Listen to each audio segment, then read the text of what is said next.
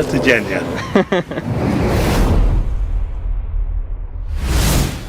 Squid Game is a South Korean Netflix series which has taken the platform by storm.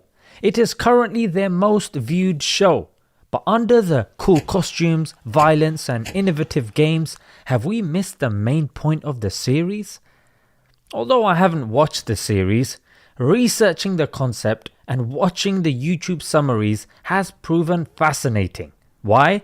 Because keeping an eye on the best-selling book, the viral video, or the most watched series is a good indicator of our collective psychology at any given moment in time. This dystopian series revolves around a contest where 456 players, all of whom are in deep financial debt, risk their lives to play a series of deadly children's games for the chance to win £28 million. Wow, that's a lot of money. The creator said he wanted to create an allegory, think of it like a symbol, for capitalism and extreme competition, which he did very well. We saw Big Brother in full force. We saw the mirage of freedom and the nihilistic view on human life.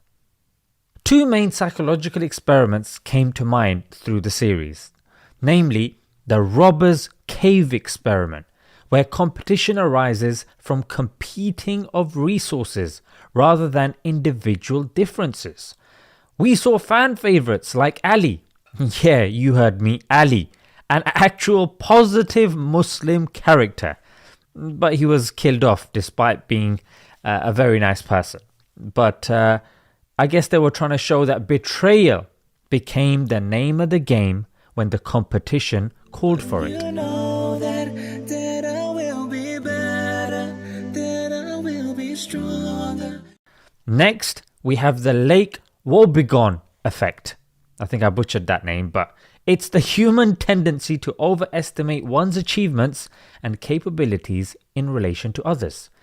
So each of the 456 players thought they could win, just like some of these people who think they can win the lottery. The lottery! And like we think sometimes that we're going to win the rat race and become a Jeff Bezos or a Ronaldo, only if we work hard enough. Not only is that a fanciful misconception, but as Howard Zen said, winning the rat race still makes you a rat. So what solutions did the Prophet Muhammad pose so we can avoid being in a real life Squid Game? Firstly, let's pick out the main issues, namely extreme poverty due to debt and the sick fetishes of the rich, as they are the ones who watch the rats clamor over each other, yeah? How much did you bet? $1 million. Such a beautiful number. 69. So there is a mindset that has been created within Islam and insisted upon to avoid such a dystopian eventuality. Let's extract the main vices from the series, yeah? You got greed, you got debt, and you got capitalism. Unlike other faiths, Islam appreciates the value of money and doesn't dismiss it. For example, a hadith in Tirmidhi, for every ummah there is a temptation, and the temptation of my ummah is wealth. Another hadith, a time will surely come upon the people when only earnings will be of benefit. And Allama Tibi explains, because without it people may fall into unlawful. Sufyan al-Thawri said, wealth was once frowned upon by the religious scholars, but now it has become a form of protection and defense for the Muslim. If it were not for this wealth, then the rulers would treat me like a towel and clean with it what they please. And in another narration, there is a danger of poverty leading to unbelief. Okay, let's break this down, yeah? So the Prophet deterred us, firstly, from materialism and greed.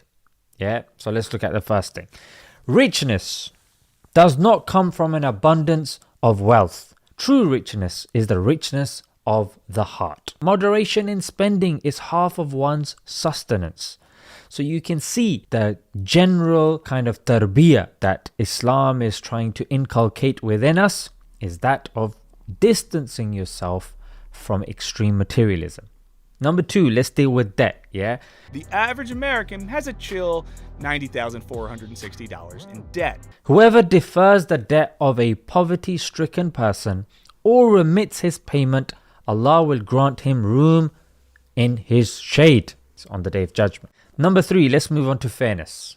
One narration says, pay the laborer his due before his sweat dries. Another one, a truthful and trustworthy trader will be in the company of the prophets, the very truthful and the martyrs. Number 4, there are harsh narrations for those who deal with interest. Yeah, we know the ayah of the Quran that it is likened to warring with Allah. Subhanallah.